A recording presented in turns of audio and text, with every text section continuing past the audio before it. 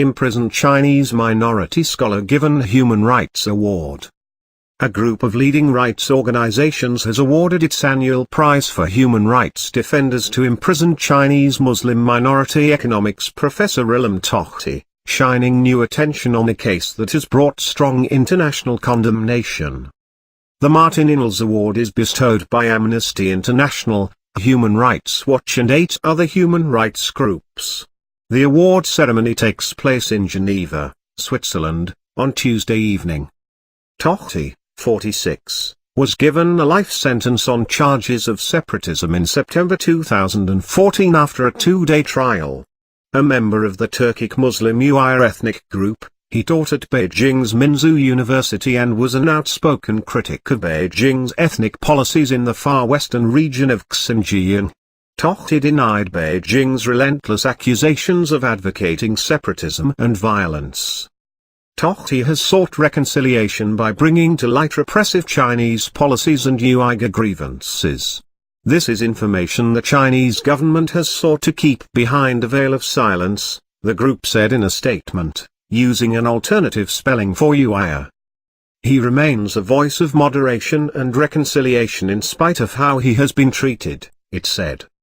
Prevented from publishing, Tohti turned to the internet, running the site uighurbiz.net to foster discussion about the economic, social and developmental issues Uyghurs face. 7 of Tohti's students were also sentenced in what was seen as a move to strengthen the government's case against him. Authorities accused Tohti and his students of forming a criminal gang that sought to split Xinjiang from China. Tohti's sentence was one of the harshest handed down to a government critic in recent years and came amid a sweeping crackdown on dissent under President Xi Jinping. He was tried and imprisoned in Xinjiang, more than 2,000 kilometers, 1,250 miles, from Beijing, making it difficult and expensive for his family to see him in brief bi-monthly visits. Tohti's trial and sentencing brought statements of condemnation from numerous Western governments and the European Union, and in January this year several hundred academics petitioned China's authoritarian communist government to release him. Many pointed out that Tohti was a voice for moderation and understanding at a time of intense friction between Islam, the West and China. The real shame of this situation is that by eliminating the moderate voice of Ilham Tohti, the Chinese government is in fact laying the groundwork for the very extremism it says it wants to prevent, said Dick Oersting, chairman of the foundation that presents the award, named after a former Secretary General of Amnesty International. Many Uyghurs say Chinese government policies and an influx of migrants belonging to China's majority Han ethnic group have threatened their culture and left them economically marginalized. Such sentiments are seen as driving occasional outbursts of violence, including deadly riots in the regional capital of Urumqi in 2009. At a regular briefing, a Chinese Foreign Ministry spokesman reiterated the authorities' allegation that Tohti was inciting others to participate in terrorist activities. Geng Shuang said Tohti's case was backed by evidence and has nothing to do with human rights.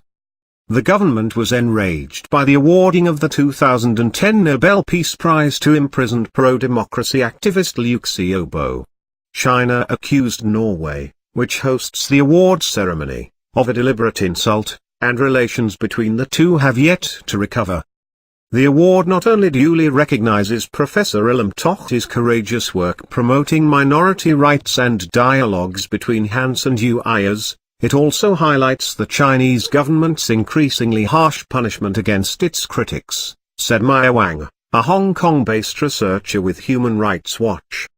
Instead of reacting angrily to the news, the Chinese government should release Ilham Tohti and reverse its repressive policies in Xinjiang, Wang said.